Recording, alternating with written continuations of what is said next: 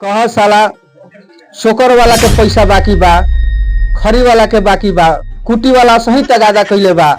आ जे दूध ले तनु खा के जाके रंगदारी दिखावे लगता। ए बाबू तनी घर देखिए तो हम आवत तनी तनी पैसा तगादा कके आ केवाड़ी बंद कर दिह।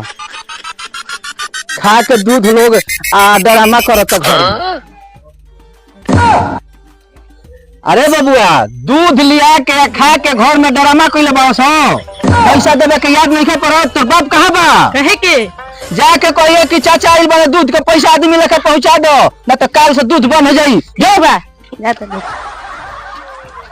जल्दी आइए। बाबू बाबू का हो? दूधवा आइल बा। दूधवा आइल बा। कह दे बाबू नहीं खन। नहीं कर। हां जा कह दो।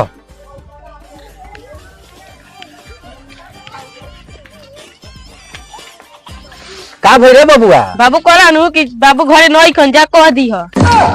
कहले है कि कह दे कि बाबू घरे नहीं खन ना। ठीक बा कह दे कि दूध लेबे आइयो खटाल में, आ तब उनका के हम बताव तनी।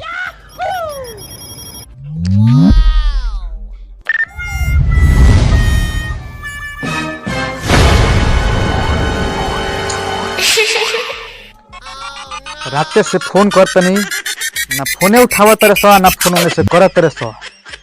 मन चिंता में पड़ल बा, कुछ समझ में नहीं आवत कि करी का हम।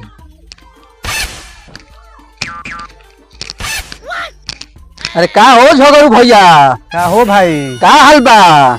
बड़ा चिकन आई जातो। अब आगे तेरे भौजी का मत तारा 24 घंटा टेंशन मजाके लगला। का भइल? जे राते से हमर दिमाग खराब भइल बा। अरे का भइल बा कहबो तब नु। पतोहिया के डिलीवरी रहला। अच्छा आ माने राते ही से परेशान रहने, फोन करत करत गाड़ी वाला टेम्पो वाला कोनो सुनते नहीं खेसो। अच्छा तो अब लास्ट दावा में उ तो मुखिया जी के फोन कइनी, मुखिया जी ने से गाड़ी भेजल है तब भेजवनी आ रहा। अच्छा हां सारे लोग आ रही बा सब कोई। हां सब तू ना गइला? हां के गइल बा हो? अरे मर्द घरवो तक केहू रहे वाला चाही। हाँ ये तो बात ठीक है। तो मान लो गरु माल सब बाड़ी सब घर द्वार भी देखे के बा तब। अच्छा चिंता मत करो, भगवान सब पार कर दी है। अरे मत चिंता काहे ना करबो, चिंता का तो बात ई बा कि आरा दवाखाना में गइला के बाद में लिखत तरह सब लेडीज के नाम डॉक्टर क्या और जो जेंट्स काम करत तारे। हाँ ई भाई ठीक कहता रहो। चिंता तो ई चीज के बा कि साला कोनो रात बिरात डॉक्टर होई, लेडीज होई ना, आई डिलीवरी बा। बात टेंशन के ही एक नंबर के बात तू कहत रह भाई। अच्छा तू तो कुल साला उहे लिखल ही रहता रे सो 24 घंटा इमरजेंसी लेडीज डॉक्टर ऊपर बंद है, आ कुल जेंट्स डॉक्टर अपन डिलीवरी करावत रे। उ चिंता मत करो, उ छोड़ो। का कहबो भाई चिंता करबो, चिंता मत करो। बाबू हो भौजी के लड़का भैया। हां अरे अरे सुन सुन सुन सुन सुन सुन का भइल? हां लड़का का भइल? लड़का भौजी के। अरे ससुर का भइल? लड़का भौजी के। अरे बबुआ सुन, बेटा भइल कि बेटी? बेटा। जय हो भगवान, भगवान सुन ले। अब बबुआ मिठाई उठाई मंगवाओ भैया। अरे मिठाई बना। अरे बबुआ रे जो पहले डीजे बनाओ तो। अब भाग रे मर्दे, अब मुंह लगा मिठाई के, पहले जो डीजे बनाओ पूरा गोतिया ने के हार्ट अटैक कराओ पहले।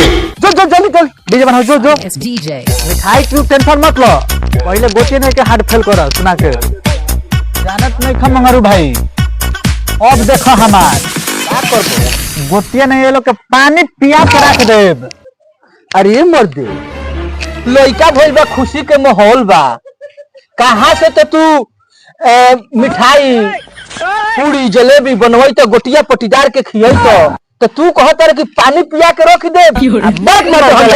बैठ बैठ तू पानी पी ह, तू घबरा मत, तारा मिठाई मिली। अच्छा बाकी जाना तो गोटिया रहरी के दाल एकदम गलवले के मोल ह, तारा खाबे ना। ओ गोटिया खाती खाली दिक्कत। मम्मी के गांव भर के मिली नु सब मिठाई, सब केहू के मिली, बाकी गोटिया लोग के गला के रख दे। ठीक बा भाई, तो सब बड़ा गलत नहीं।